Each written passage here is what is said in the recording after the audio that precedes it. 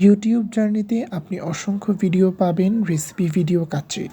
কিন্তু আমি 15 সেকেন্ডে আপনার সাথে আলোচনা করব যে আপনি আমার ভিডিওটা কেন দেখবেন। আমি আমার ভিডিওতে সম্পূর্ণ এডিটিং ছাড়া কীভাবে ঘরোয়াভাবে আপনি আপনার কাচ্চিটা তৈরি করতে পারবেন সেই রেসিপিটি আপনাদের সাথে শেয়ার করেছি। আমি আমার ঘরে থাকা উপকরণ এবং বাহিরে থেকে কেনা একটি মশলা দিয়েই আমার কাচ্চিটি তৈরি করেছি। আর এইটা ছিল আমার কাচ্চির একদম পারফেক্ট লুক। তো আপনার যদি মনে হয় যে স্কিপ না করে ভিডিওটা দেখা দরকার, তাহলে আপনি শুরু করতে পারেন। তো আসসালামু আলাইকুম। তো শুরুতেই হচ্ছে আমি 2 কাপ পেঁয়াজ বেরেস্তা করে নিব এবং আজকের আমার সম্পূর্ণ রান্নাই হবে ইলেকট্রিক চুলায়। পেঁয়াজ বেরেস্তা করার পরে আমরা আলুগুলোকে ভেজে নেব। এখানে আমি 4টি বড় সাইজের আলু নিয়েছি এবং সেগুলোকে হলুদ এবং হালকা ফুড কালার দিয়ে ভেজে নিয়েছি। এবার আমি চলে আসছি খাসির মাংস মেরিনেশনে। এখানে আমার 1.5 কেজি পরিমাণে খাসির মাংস ছিল।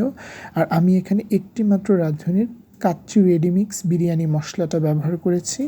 তো এই প্যাকেটটা খুলেই আপনি 2টা প্যাকেট দেখতে পাবেন। একটা হচ্ছে আস্ত মশলা, একটা হচ্ছে গুঁড়ো করা মশলা। তো গুঁড়ো করা যে মশলাটা আছে ওইটা আমরা আমাদের কাচ্চির ম্যারিনেশনে ব্যবহার করব। তো এখন হচ্ছে আপনি আপনার মশলাটা দিয়ে দিবেন। এখানে ভয় পাওয়ার কিছু নেই, আমি কাগজটা তুলে নিয়েছিলাম। তো এরপরে হচ্ছে আমি আড়ংয়ের টক দইটা ব্যবহার করব। আমার টক দইটা ডিপ ফ্রিজে সংরক্ষণ করা ছিল, যার কারণে একটু পানি পানি মনে হচ্ছে।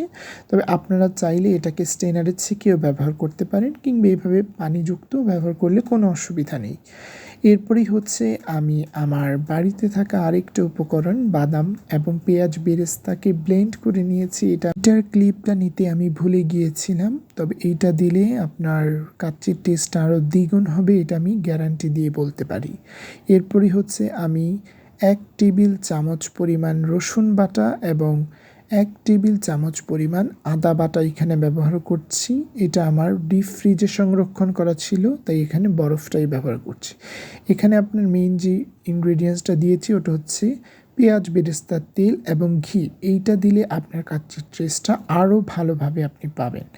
এরপরে হচ্ছে আমাদের রান্নার একদম মূল উপকরণ লবণ, যেটা ছাড়া আমাদের রান্নার কোনো স্বাদই আসে না। সেই লবণটা দিয়ে দিচ্ছি। আর আমি একটু আজকে আমার রান্নায় লবণটাকে একটু কম পরিমাণে ব্যবহার করছি, কারণ আমি এটা আমার জীবনের প্রথমবার কাচ্চি রান্না করছি। তো যদি লবণ বেশি হয়ে যায় তাহলে খেতে কখনোই ভালো লাগবে না, তবে যদি কম হয় তাহলে হচ্ছে আমরা এক্সট্রা লবণ যুক্ত করতে পারবো, সেই চিন্তাভাবনা থেকেই। ম্যারিনেশন করতে করতে এক পর্যায়ে গিয়ে আপনি সয়া সস ব্যবহার করবেন, তবে এটা চাইলে স্কিপ করতে পারবেন, এটা অপশনাল। আর আপনার কাচ্চির রান্নার মূল উপকরণ হচ্ছে ম্যারিনেশন। যত ভালো ম্যারিনেশন করবেন তত ভালো। কেজি পরিমাণ বাসমতি চাল 0.5 ঘন্টার জন্য ভিজিয়ে রেখে দিবেন। এর মাঝখানে একটা ময়দার ডো করে নেবেন, যেভাবে আমি রুটির ডো করি, এটা একটু নরম হবে। এরপরে হচ্ছে আমি বলেছিলাম আজকে আমার সম্পূর্ণ ইলেকট্রিক চুলায়, তাই আমি এখানে 2 লিটার পরিমাণ পানি এবং আস্ত যে মশলার প্যাকেটটা ছিল ওই মশলার প্যাকেটটা দিয়ে দিয়েছি। এখানে আপনার শাহি জিরা, তারপর হচ্ছে তেজপাতা, লবঙ্গ, এলাচ সব কিছুই ছিল। এবার হচ্ছে আমি লবণটাকে বেশি পরিমাণে দিব চালের মধ্যে, যাতে করে আপনার যতটুকু পরিমাণ চালে লবণ যাওয়া দরকার ততটুকু যাবে, বাকিটা পানির সাথে ফেলে দেওয়া হবে। এরপর হচ্ছে হালকা একটু পরিমাণে গুঁড়ো দুধ দিতে পারেন, না দিলেও চলবে। এটা বলেছিলাম বাসার রেসিপি, তো আপনি আপনার প্রয়োজন মতন সকল কিছু স্কিপ করবেন, তবে রাঁধুনি মশলাটা ব্যবহার করার চেষ্টা করবেন।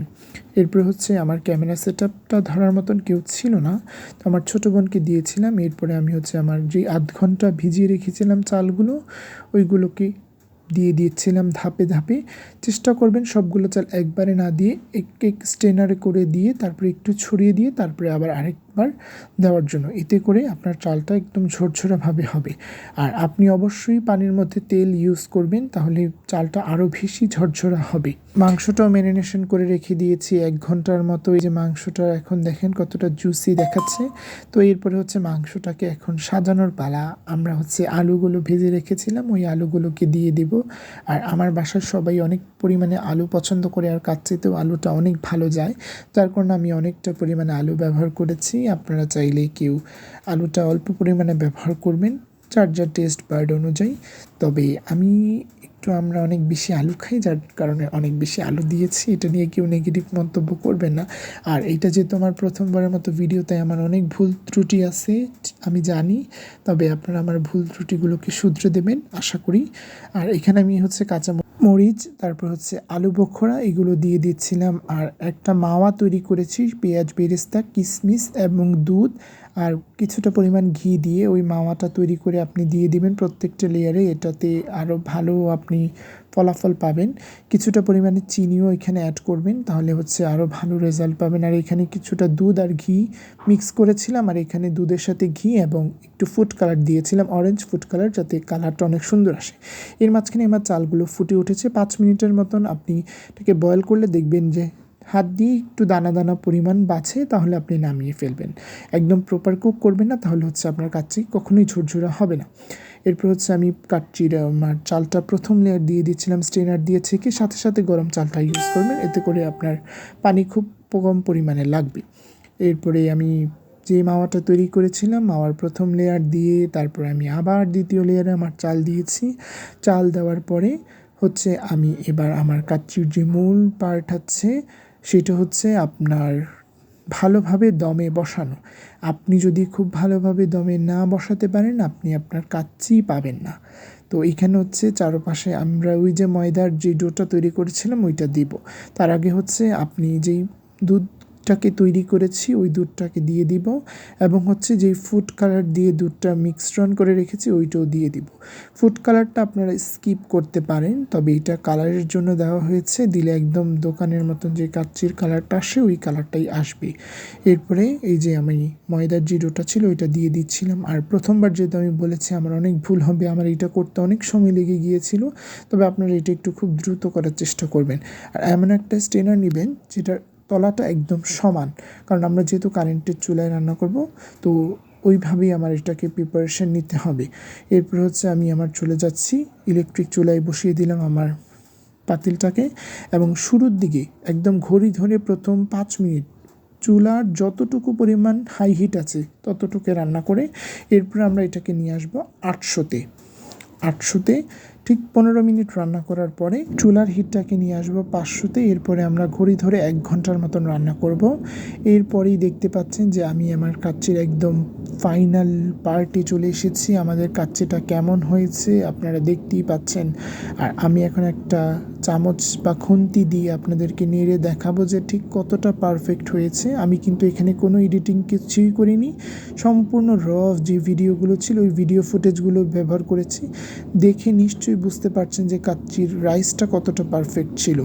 আর আমার কাচ্চির মাংসটা একদম নিচে, কারণ আমার চাল অনেকটা পরিমাণে ছিল, আমি শুরুতেই বলেছি আমি অনেকটা পরিমাণে বাসায় বানিয়েছিলাম, তো যার কারণে হচ্ছে একটু নিচে আছে। আমি আপনাদেরকে একদম প্রপারভাবে ডেকোরেশন করে একটা প্লেটে সার্ভ করে তারপরে আপনাদের সাথে ফুটেজ শেয়ার করব। আর নিশ্চয়ই শুরুর দিকেই থাম্বনেলে আপনারা দেখেছিলেন আমার কাচ্চির যে প্লেটারটা।